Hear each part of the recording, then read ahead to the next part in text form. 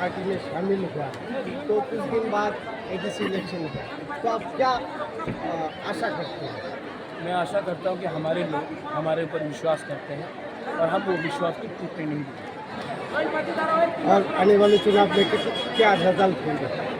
मैं कॉन्फिडेंट हूँ कि हम लोग बहुत अच्छे तरीके से ये इलेक्शन जीतेंगे। महाराज, जो माननीय मंत्री है जो ट्राइबल वेलफेयर की, उन्होंने बोला है जनवरी खत्म होते होते त्रिपुरा खत्म हो जाएगा, उनका एमएलए एमडीसी उनके संपर्क में है।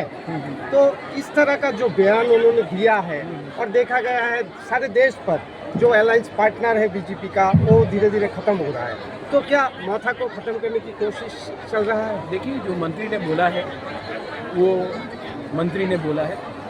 अगर उनको उनका अलायंस पार्टनर को ख़त्म करना है तो ये बात को दिल्ली को ध्यान देना पड़ेगा। मैं आज भी, मेरा विश्वास है कि जो सेंटर में हमारे अमित शाह जी बैठे हैं, हमारे प्राइम मिनिस्टर बैठे हैं, वो ये नहीं चाहते हैं। वो चाहते कि त्रिपुरा मौथा और बीजेपी का अच्छा संबंध रहे। एक दो लीडर्स को टिकट चाहिए इलेक्शन के लिए और उनको लगता है कि अगर त्रिपुरा मौथा कमज़ोर होगा तो उनका चांसेस टिकट मिलने का अच्छा रहेगा। लेकिन वो लोग नहीं समझ रहे हैं कि अगर ये होगा तो फ़ायदा किसी और को होगा। लेकिन उनका स्वार्थ है, उनको जो बोलना है बोलने दीजिए। मैं किसी और पार्टी का लीडर का कमेंट्स में बयान नहीं देना चाहता हूँ। सिर्फ एक ही बात बोलना चाहता हूँ कि हमारे लोग इतने नादान, इतने सीधा साधा नहीं है। हमारे लोग जानते हैं कि पब्लिक का सपोर्ट आज भी हमारे साथ है और उनको जो भी बोलना है बोलने दीजिए। अंत में पब्लिक जवाब देगी कि कौन कहाँ में है, और पब्लिक के पास जो प्यार है, सपोर्ट है, वो पब्लिक डिसाइड करेगी, ना कि कोई नहीं। महाराज, और दूसरी एक बात है कि जनजाति एक लीडर ने बोला है कि महाराज कब्बर, कौन लीडर ने बोला? रामपद जमातिया ने उस दिन बोला है कि अलग से स्कीम बना के वो। देखिए, रामपद जमातिया थोड़ा सा उम्र हो गया उनका, मैं उसका इज्जत करता हूँ। आप लोग उस लीडर का कमेंट लेकर मेरे पास मत आइए।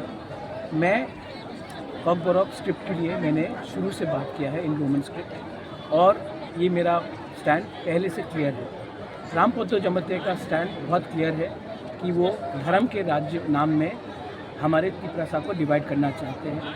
अगर उनको अंग्रेज़ी लैंग्वेज से इतना प्रॉब्लम है तो सबसे पहले अपने पार्टी के लीडर को बोलिए कि उनके बच्चे को इंग्लिश मीडियम स्कूल में ना भेजे, डॉन बॉस्को होली क्रॉस में ना भेजे और बंगाली मीडियम स्कूल में भेजिए।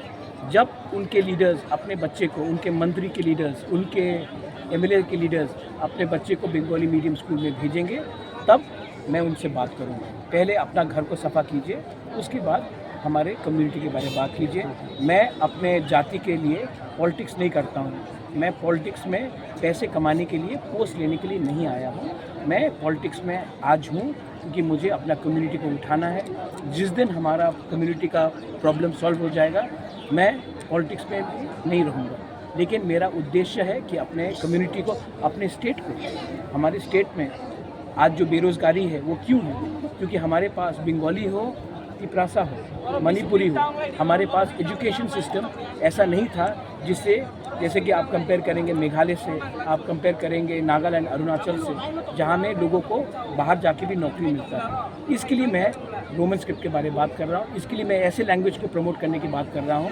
मैं बंगाली के एकदम विरुद्ध नहीं हूँ, मैं हिंदी के एकदम विरुद्ध नहीं हूँ। मैं चाहता हूँ कि बंगाली भी फ्लरिश करे, देवनागरी भी फ्लरिश करे, और हमारा जो लोगों का डिमांड है कि कॉकबॉरोक काउ ब्रू हम रोमन स्क्रिप्ट में पढ़े, उसको भी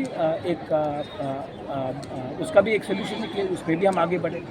तो रामपद जमातिया ने जो बोला है वो पहले अपना घर को सफ़ा कर ले। मैं रामपद जी के खिलाफ़ नहीं बोलना चाहता हूँ। उसका एक आइडियोलॉजी है, उसका एक सोच है जो कम्युनिटी से ज़्यादा बड़ा है, उसका सोच अलग है, और मैं रामपद को जानता भी हूँ। उसमें मेरा सहमति नहीं है। इसका ये मतलब नहीं है कि मैं उसका आदर नहीं करता हूँ, लेकिन मैं उससे अग्रीमेंट में नहीं हूँ। महाराज, आप इतने दिन से दिल्ली में हैं, तो इतने दिन नहीं, मैं बीच में नहीं, 2 दिन के लिए गया। अच्छा, और मैं कल ही वापस आ गया। अच्छा महाराज, एकॉर्ड के बारे में कुछ? एडीसी इलेक्शन है, मुझे नहीं लगता, मैं जानता हूँ कि अमित भाई ने भी, अमित शाह होम मिनिस्टर माननीय अमित शाह ने भी कहा था कि मैं करना चाहता हूँ। 6 महीने का डेडलाइन भी दिया गया था।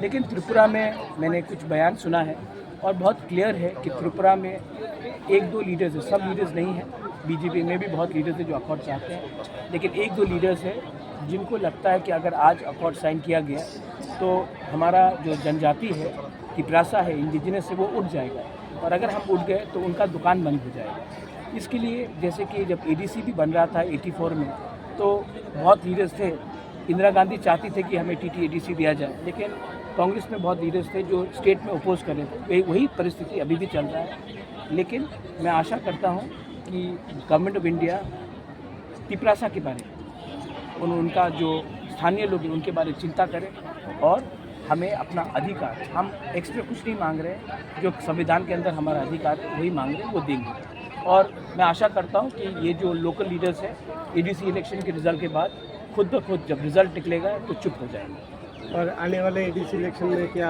आप सिंगल फाइट करेंगे या? मैंने तो आज तक नहीं बोला कि हम 28 के 28 सीट फाइट करेंगे। ये बात सबसे पहले हमारे आदरणीय माननीय रिस्पेक्टेड मानिक शाह जी ने बोला, और मैंने ये बात नहीं कहा। जब उन्होंने ये बात कहा तब मुझे रिएक्ट करना पड़ा। मैंने ये अलायंस कभी भी नहीं बोला था कि नहीं होगा। जब उन्होंने ये स्टेटमेंट दे दिया और उसके बाद जो हमारे ऊपर लगातार हमारे खिलाफ बात चल रहा है, तो हम भी एक पॉलिटिकल पार्टी है, हमें भी अपना अस्तित्व बनाना है, हमें भी अपने लोगों को जवाब देना है, हम भी किसी से डरते नहीं हैं, तो हम भी फाइट करेंगे। और जब रिज़ल्ट आएगा पब्लिक डिसाइड करेगी कौन कितने पानी में है। Thank you. Thank you.